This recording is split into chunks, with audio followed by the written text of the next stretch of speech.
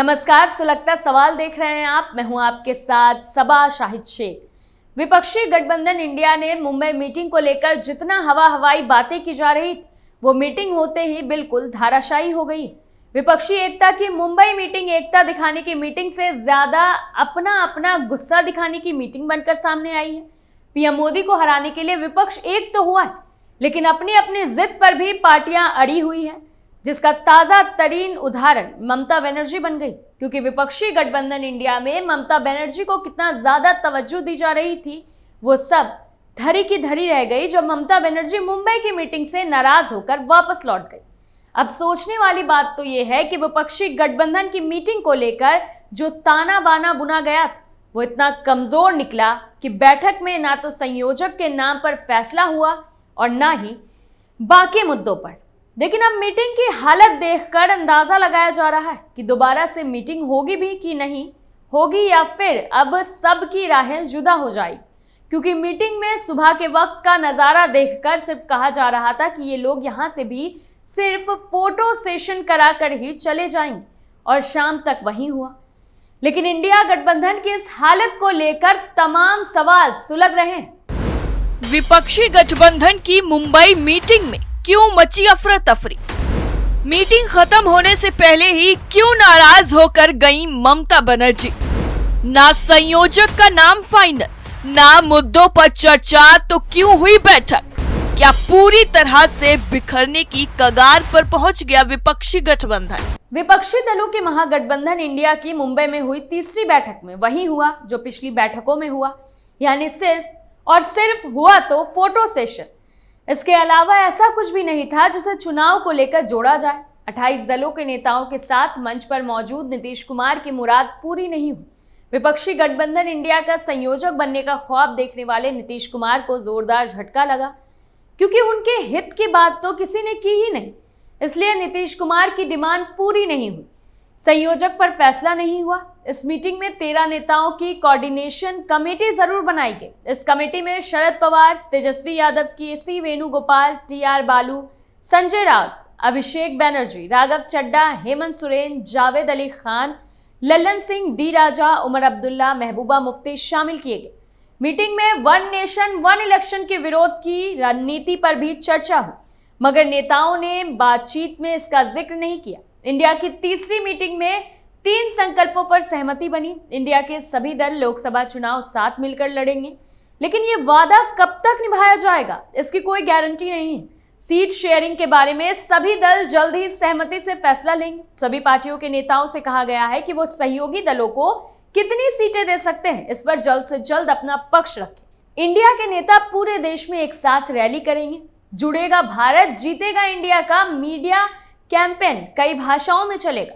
वैसे एक बात तो है, प्रधानमंत्री नरेंद्र मोदी और उनकी भारतीय जनता पार्टी भाजपा के खिलाफ विपक्षी इंडिया गठबंधन का जन्म तो हो चुका है, लेकिन वो अभी पालने में ही है। उसके जमीन पर पांव रखने से पहले ही तमाम तरह की मुश्किलें सामने आने लगी। कहा जा रहा है कि मुंबई बैठक में चुनावी प्रस्ताव पास होना था, लेकिन जातिगत जनगणना के मुद्दे पर रार हो गई और पश्चिम बंगाल की मुख्यमंत्री ममता बनर्जी वहां से निकल गई। रिपोर्ट्स के मुताबिक विपक्षी गठबंधन की बैठक में चुनावी प्रस्ताव पारित किया गया, लेकिन जातिगत जनगणना की मांग को शामिल करने पर मतभेद के कारण राजनीतिक प्रस्ताव को छोड़ना पड़ा।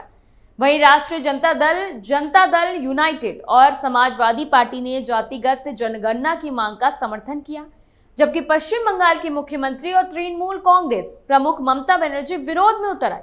बड़ी दिलचस्प बात है कि बेंगलुरु में हुई गठबंधन की दूसरी बैठक में सभी दलों ने एक साथ संयुक्त प्रस्ताव में जातिगत जनगणना को लागू करने का आह्वान किया था। जुलाई महीने के प्रस्ताव में कहा गया था, हम अल्पसंख्यकों के खिलाफ बनाई जा रही नफरत और हिंसा को हराने के लिए एकजुट हुए।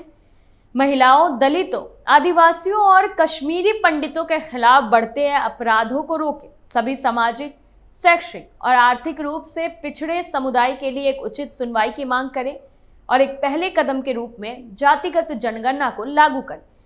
हालांकि अब यह क्लियर हो गया है कि सभी दल इस मुद्दे पर एक मत नहीं है। ये देखना होगा कि क्या इस मतभेद को सुलझाया जा सकता है और सभी दल एकजुट होकर भाजपा को हराने के लिए आगे बढ़ सकते हैं। बिहार की नीतीश कुमार सरकार ने प्रदेश में जातीय जनगणना शुरू करवाई, जिसे पटना हाईकोर्ट में चुनौती दी गई। पिछले महीना पटना हाईकोर्ट ने भी जातीय जनगणना को हरी झंडी दे दी। हाईकोर्ट का यह आदेश तब आया है जब 3 महीने पहले ही उसने सर्वेक्षण पर रोक लगा दी थी। नीतीश ने पिछले हफ्ते दावा किया था कि बिहार में सभी राजनीतिक दलों ने सर्वेक्षण कराने का सर्वसम्मति से फैसला लिया था, जिसमें बीजेपी भी शामिल।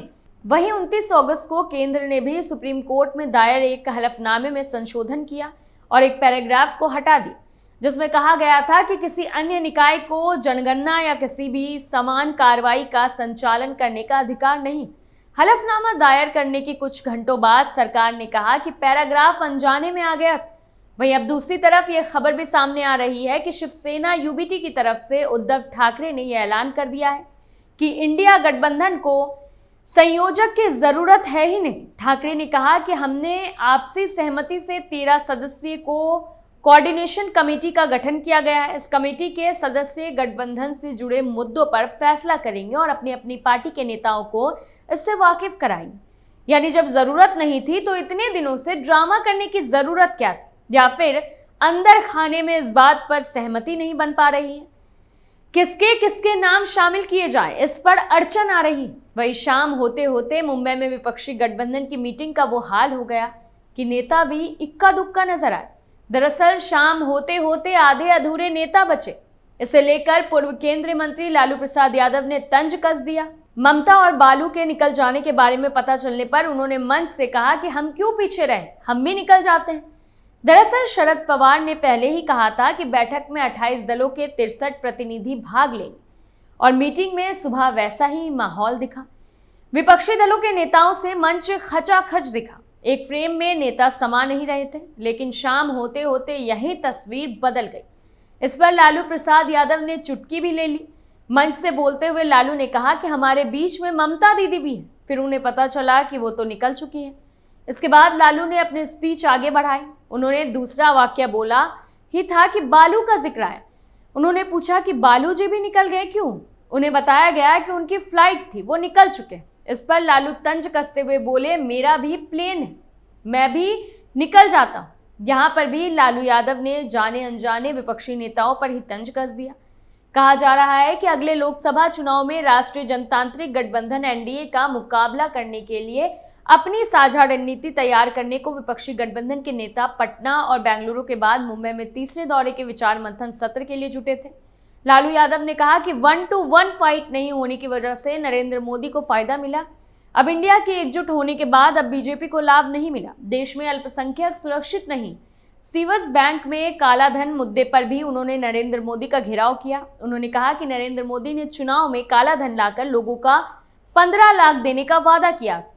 इसके लिए बैंक अकाउंट खोले गए थे। उन्होंने कहा कि मोदी के झांसे में आकर उनके घर के 11 सदस्यों ने बैंक अकाउंट खोले मगर पैसा नहीं आया। वहीं लालू यादव ने कि इसरो से अपील की वो मोदी जी को चंद्रलोक नहीं सूर्यलोक को पहुंचा दे। लालू यादव ने गुजरात दंगों को याद करते हुए कहा कि गुजरात दंगों के बाद उन्होंने मोदी की गिरफ्तारी के लिए राज्यसभा में धरना दिया था। यानी मुंबई मीटिंग में सब कुछ हुआ, लेकिन जिसके लिए मीटिंग हुई थी वही बात क्लियर नहीं हुई और आधे नेता बिना बताए ही निकल गए और जो बचे थे वो अपने ही गठबंधन पर तंज कसते हुए नजर आए। अब देखना ये होगा कि क्या विपक्षी गठबंधन इंडिया की अगली बैठक होती भी है या फिर यहीं से पार्टियों के नेताओं ने एक दूसरे को टाटा बाय बाय बोल दिया है। सुलगता सवाल में फिलहाल के लिए इतना ही। बाकी तमाम बड़ी खबरों के लिए देखते रहिए कैपिटल टीवी। नमस्कार।